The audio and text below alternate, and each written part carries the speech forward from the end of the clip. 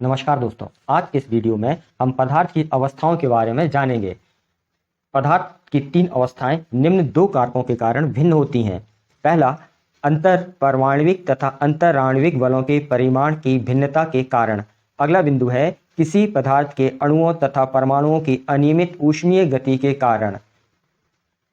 पदार्थ की चतुर्थ अवस्था, जिसमें माध्यम धनात्मक तथा ऋणात्मक आवेशों के रूप में होता है, प्लाज्मा कहलाती है। प्लाज्मा तारों के वायुमंडल तथा विसर्जन नलिका में पाया जाता है। ठोसों के प्रकार। पदार्थ की वह अवस्था जिसमें अवयवी परमाणु अथवा अणु आपस में न्यूनतम स्थितिज ऊर्जा की स्थिति में दृढ़तापूर्वक बंधे रहते हैं, ठोस अवस्था कहलाती है। ठोसों की आकृति तथा आयतन निश्चित होते हैं।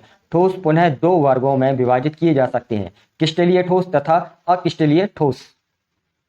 क्रिस्टलीय ठोस तथा अक्रिस्टलीय ठोसों का तुलनात्मक अध्ययन। क्रिस्टलीय ठोस।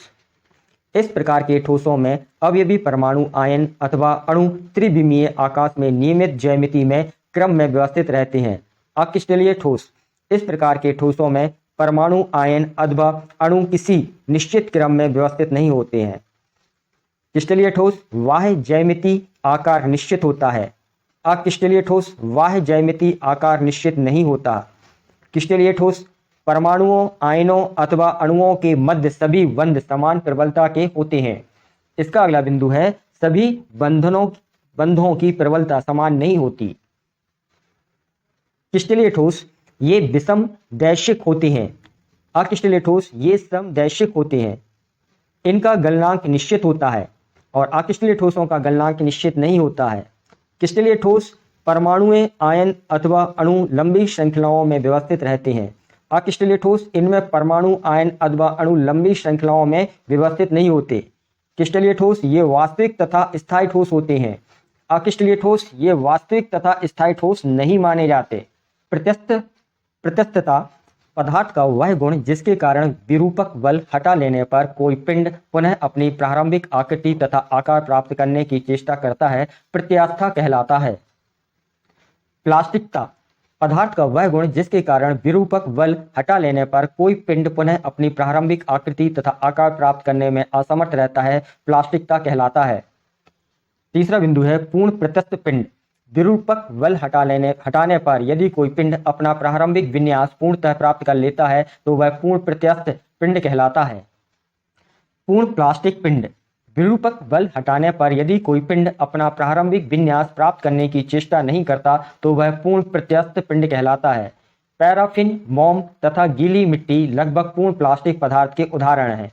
व्यवहार में कोई पदार्थ पूर्णतः प्रत्यस्थ अथवा पूर्णतः प्लास्टिक नहीं है। वास्तविक पिंडों का व्यवहार इन दोनों सीमाओं के मध्य होता है। प्रत्यास्था का कारण। ठोसों में परमाणु तथा अणु इस प्रकार व्यवस्थित रहते हैं कि प्रत्येक अणु पर उसके समीप उपस्थित अणु कुछ बल आरोपित करते हैं। यह बल अंतराण्विक बल कहलाता है। प्रत्यास्था सीमा। प्रत्यस्थ वस्तुएं प्रत्यास्था का गुण विरूपक बल के एक निश्चित मान तक ही प्रदर्शित करती है। यदि विरूपक बल का मान बढ़ाया जाए तो एक स्थिति ऐसी आती है जब विरूपक बल हटा लेने पर भी वस्तु पुनः अपनी प्रारंभिक स्थिति प्राप्त नहीं करती। विरूपक बल का वह अधिकतम मान जहां तक वस्तु अपने प्रत्यस्थता के गुण को प्रदर्शित करती है, वस्तु के पदार्थ की प्रत्यस्थता सीमा कहलाती है। प्रत्यस्था श्रांति। किसी वस्तु पर बल बार बार आरोपित करने पर वह कुछ समय के लिए प्रत्यस्था का गुण खो देती है। इस प्रकार प्रत्यस्था का गुण अस्थायी हाश प्रत्यस्था श्रांति कहलाता है। प्रत्यस्थ उत्तर प्रभाव। विरूपक बल हटा लेने पर वस्तु द्वारा अपनी पूर्व अवस्था को प्राप्त करने में लगी देरी प्रत्यस्थ उत्तर प्रभाव कहलाती है।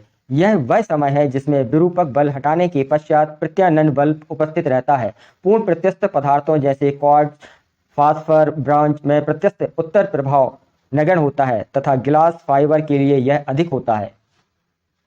प्रश्न या सुझाव को कमेंट्स बॉक्स में लिखें। चैनल से जुड़े रहने के लिए चैनल को सब्सक्राइब करें। वीडियो समझ में आया हो तो वीडियो को लाइक व शेयर करें। वीडियो को समझने में कठिनाई गई हो तो उसे कमेंट्स बॉक्स में अवश्य लिखें।